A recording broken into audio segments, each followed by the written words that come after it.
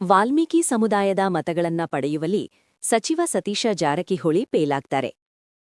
ಸಚಿವ ಸತೀಶ ಜಾರಕಿಹೊಳಿ ವಿರುದ್ಧ ವಾಗ್ದಾಳಿ ನಡೆಸಿದ ಮಾಜಿ ಸಚಿವರು ಶ್ರೀರಾಮುಲು.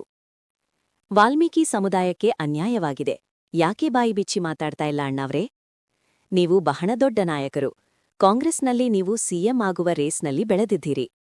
ಈ ಸಮುದಾಯ ಇಷ್ಟು ಅನ್ಯಾಯವಾದಾಗ ತುಟಿಬಿಚ್ಚಿ ಮಾತಾಡಬಹುದಿತ್ತಲ್ಲ ಅಣ್ಣ? ವಾಲ್ಮೀಕಿ ನಿಗಮದಲ್ಲಿ 187 ಕೋಟಿ ರೂಪಾಯಿ ಭ್ರಷ್ಟಾಚಾರ ಆಯಿತು. ಮಕ್ಕಳಿಗೆ ಸ್ಕಾಲರ್ಶಿಪ್ ಇಲ್ಲ, ಸಾಕ್ಸ್ ಇಲ್ಲ, ಬೂಟ್ ಇಲ್ಲ. ಇಷ್ಟೊಂದು ಭ್ರಷ್ಟಾಚಾರ ಆದ ಸಮಯದಲ್ಲಿ ನೀವು ಮಾತಾಡಿಲ್ಲ. ಜೊತೆಗೆ ಮೀಸಲಾತಿ ವಿಷಯದಲ್ಲಿಯೂ ಮಾತಾಡಿಲ್ಲ.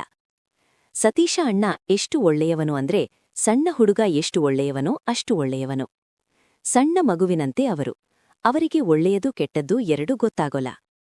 ನಾವು ಬಿಜೆಪಿ ಸರ್ಕಾರದವರು ಮೀಸಲಾತಿ ಜಾರಿಗೆ ತಂದಿದ್ದೇವೆ. ಎಲ್ಲಿಯೂ ಕೂಡ ಸಮುದಾಯಕ್ಕೆ ಅನ್ಯಾಯವಾದಾಗ ಮಾತಾಡಿಲ್ಲ. ವಾಲ್ಮೀಕಿ ಸಮುದಾಯದ ಮತಗಳನ್ನ ಪಡೆದುಕೊಳ್ಳಬೇಕೆನ್ನುತ್ತಿರುವ ಸತೀಶ ಜಾರಕಿಹೊಳಿ ಸಾಹೇಬ್ರು ಪೇಲಾಗ್ತಾರೆ ಎಂದು ಮಾನ್ಯ ಮಾಜಿ ಸಚಿವರು ಬಿ. ಶ್ರೀರಾಮುಲು ಅವರು ಹೇಳಿದರು. ಜಿಲ್ಲಾ ವರದಿಗಾರರು ಶ್ರೀ ಮುತ್ತುರಾಜ್ ಅರಗಿನಶೆಟ್ಟಿ, ಟಿವಿ 66 ಕನ್ನಡ ನ್ಯೂಸ್. ಮುಂದುವರಿಸ್ಕೊಂತ ಬಂದಾರ. ಅದ್ರ ಬಿಟ್ಟರೆ ಅದರ ಸೈಡ್ಗಳಲ್ಲಿ ನೋಡಿದ್ರೆ ಏನು ಕ್ರೆಡಿಬಿಲಿಟೀಸ್ ಅಂತ ಏನಿಲ್ಲ.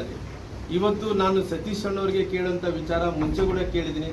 ಅಣ್ಣವರೇ, ಈ ಸಮುದಾಯಕ್ಕೆ ಇಷ್ಟೊಂದು ಅನ್ಯಾಯ ಆದಂಥ ಟೈಮಲ್ಲಿ ಕೂಡ ಯಾಕೆ ಬಾಯಿ ಬಿಚ್ಚಿ ಮಾತಾಡ್ತಾ ಇಲ್ಲ ಅಣ್ಣವರೇ?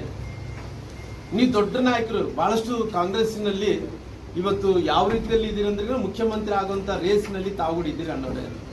ಈ ಸಮುದಾಯಕ್ಕೆ ಇಷ್ಟೊಂದು ಅನ್ಯಾಯ ಆದಂಥ ಟೈಮ್ 187 ಕೋಟಿ ರೂಪಾಯಿ ಭ್ರಷ್ಟಾಚಾರ ಆಯಿತು. ಎಲ್ಲೆನ್ನ ಒಂದು ಕಡೆ ನೀನು ತುಟಿ ಬಿಚ್ಚಿ ಅಣ್ಣವ್ರು ಇದು ಅನ್ಯಾಯ ಆಗಿದೆ ಅಂತೇಳಿ ಮಾತಾಡಬೇಕಾಗಿತ್ತಲ್ಲ. ಮಕ್ಕಳಿಗೆ ಸ್ಕಾಲರ್ಶಿಪ್ ಇಲ್ಲ, ಸಾಕ್ಸ್ಗಳಿಲ್ಲ, ಬೂಟ್ಗಳಿಲ್ಲ, ಇಲ್ಲಿ ತನಕ ಇದೆ, ಯಾವುದೇ ಟಮ್ ಇಲ್ಲ, ಎಲ್ಲವನ್ನು ಕೂಡ ನೀವು ಗಾಳಿ ತೂರಿ ಇಷ್ಟೊಂದು ಭ್ರಷ್ಟಾಚಾರ ಆದಂಥ ಟೈಮ್ ಮಾತಾಡಿಲ್ಲ.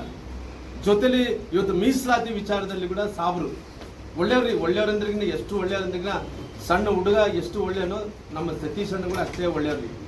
ಸಣ್ಣ ಮಗು ಇದ್ದಂಥವ್ರು, ಅವ್ರಿಗೆ ಯಾವುದು ಕೆಟ್ಟದ್ದು ಗೊತ್ತಾಗಲ್ಲ, ಒಳ್ಳೇದು ಗೊತ್ತಾಗಲ್ರಿ. ಸಾಬ್ರು ಇಲ್ರಿ, ಈ ಸಮುದಾಯಕ್ಕೆ ಇವತ್ತು 4.5 ವರ್ಷ ಇತ್ತಿರಿ ಸಮುದಾಯದಲ್ಲಿ ಇವತ್ತು ಮೀಸಲಾತಿ ನಮ್ಮ 2023ರಲ್ಲಿ ಜಾರಿಗೆ ತಂದಿರಿ. 2022 ಜಾರಿಗೆ ತಂದಿರಿ.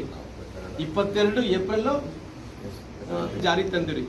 ಮೊನ್ನೆ ಹತ್ತತ್ರ ರೀಸೆಂಟ್